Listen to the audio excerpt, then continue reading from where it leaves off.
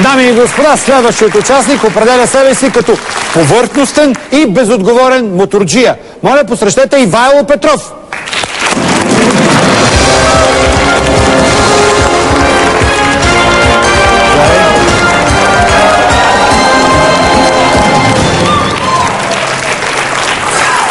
Скъпи зрители, Ивайло е от София, работи в руска баня и е специалист по бой с метлички и масажите с мед. Обича обаче да събира на тумби с хора от кол и въже, както сам се изразява. Освен моторите, разбира се, ги обединява и рок-н-рола. Тук в студиото му е и сина му Милан. Здравей, Милане, с когото не си така приличат особено. Сигурен, че това е твой син, Иво? Да. Физически е мой син, обаче е много добро дете.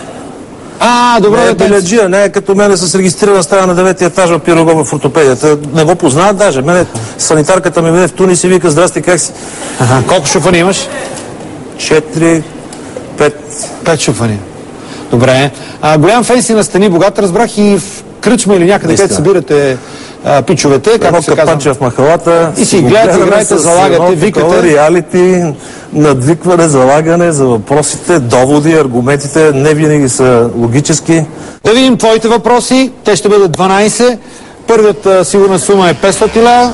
Никакви проблеми. 3000 лева. Може би малки проблеми за теб. И 100 000 лева. Мечта за много хора. 50 на 50, бъди се неприятел и помощ от публиката.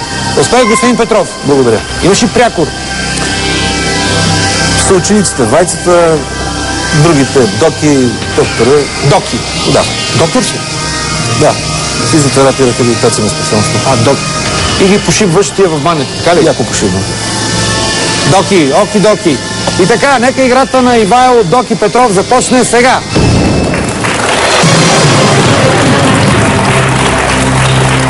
Първи въпрос. Какво символизира изразът шапка на тояга? Плашило загарване, коледарска гега, безгрижен живот, арабска лампа? Да. Безгрижен живот, разбира се, че става да оплашиш гарване с шапка на тояга, нали? Маркираме отговор С според теб. Да. И това е верен отговор. Втори въпрос. Какъв данък общ доход ще плати държавният служител, който ползва, внимавай, 6-месечен неплатен отпуск 2 пъти годишно? 3000 лева, 365 деноминирани лева, 0 лева, колкото сам реши. Когато не е получавал заплата по време на цялата година, ще плати 0 лева, най-резонно. Да видим. Верен отговор, 500 лева. Хванахме се с зеленото, както казвам. Чак на пролета, 500 лева са точниците. Доки, и ти се намираш пред въпрос за 1000 лева, след това 1500, 2000, 2500, 3000 лева. Ако трябва жокер, видя, нали, Мила, съмнявай се във всичко, ползвай, но важното е да участваш в това шоу. На време ще ползвам жокерите от публиката. Добре, разбрах, че на идване насам Пирогов нещо е случило. Твой любим Пирогов. Да. Успя ли да се отбиеш до там или... Не, слава Богу, не. А какво? Бях заклещен от две насрещу движещи се потоци коли.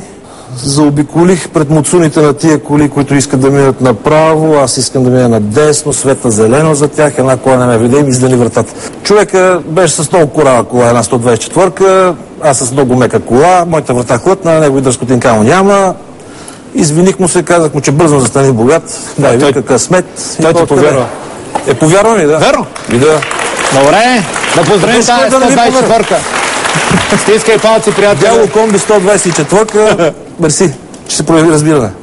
Да, верно. Ако викате полиция, ти няма да успеш. Да, гърма. Въпрос за 1000 лева. Да видим тук, ще гърмиш или не.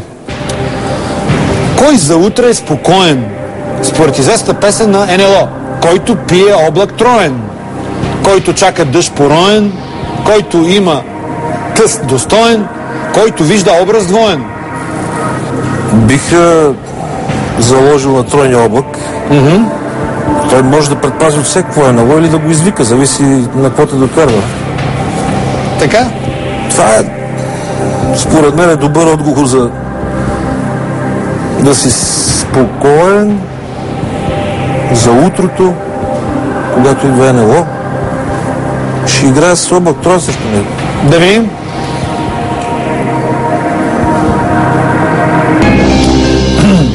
Истината е, че с изключение на който чака дъжд пороен, той не може да е спокоен. Да. Защото не ще има наводнения. Но тъст достоен е добре, нали? Пак си спокоен. Не съм имал тъст. Образ двоен, то се дублира с облак троен. Горе-долу. Да. Но по ми така... харесва облак троен, защото образ двоен, като не ми коригират правилно зрението, така иначе го получавам. Така че облак троен по-добре. Аз забравих, че се случила. Верен отговор обаче. Продължаваш нагоре. Един троен облак на всичко. От какво се прави тройния облак? Когато поръчаш нормален облак, ти сипват 50 на 50 мастика с мента. Обаче тия, които не обичат много сладко и много зелено, каза 150 мастика и 50 мента. И тогава е доста по-любезен облак. Добре. Въпрос 1500 лева. Не знаех, че има и любезни облаци. Винаги. Лежегата. Костюми на какви животни обличат боливийски знаменитости, за да отправят апел за разумно шофиране? Зайци, зебри, жирафи, хипопотами. Значи те се борят да има по-малко роудкил, нали, пляшката някаква по пътя. Добре. Зебри, жирафи, хипопотами извън Африка няма. В Южна Америка, както навсякъде по света, дори полярните области, има зайци. Най-разпространеният гризач след плъха. Нека да опитаме публиката. Може по някой да е чул. Добре, дами и господа, още едно питане на подобна като височината на Мила.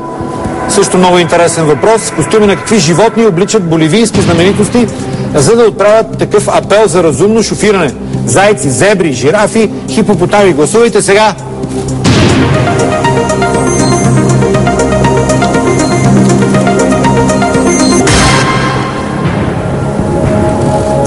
Жирафи 33, зебри 28, зайци 22, хипопотами 17. Което нищо не е, нали? Това като диаграма е почти плоско. Точно. Нямаме лидер, имаме лидер с много малко 5%. Защо жирафи са на първо? Изключваме от всякъде, защото с костюм на хипопотам няма да предизвикаш тая реакция. Зайците, да кажем, има ги в Южна Америка, но те не са много атрактивни, нали? И може би човек като сгази заек не се впечатлява толкова. Тя да е нещо по-изкрящо, по-шарово, по-гламурно тега. Ивало, имаш и възможност да използваш още един жокер тук, защото ти не знаеш отговора, търсиш го. Ще изгърмим и втория жокер.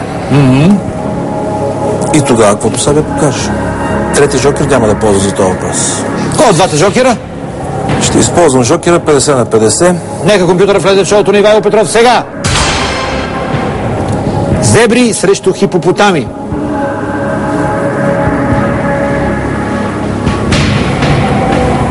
Зебри.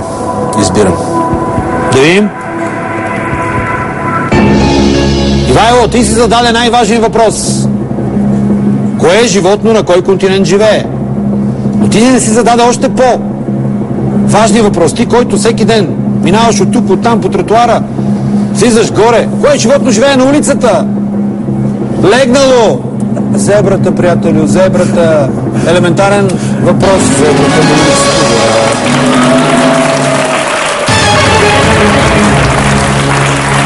Много интересна инициатива. Зебрите помагат на хората да пресичат на светофарите. Да видим къде се намираш в момента. 2000 лева. Окоця и обося от към жокери, но продължаваш напред. Поне кръчмата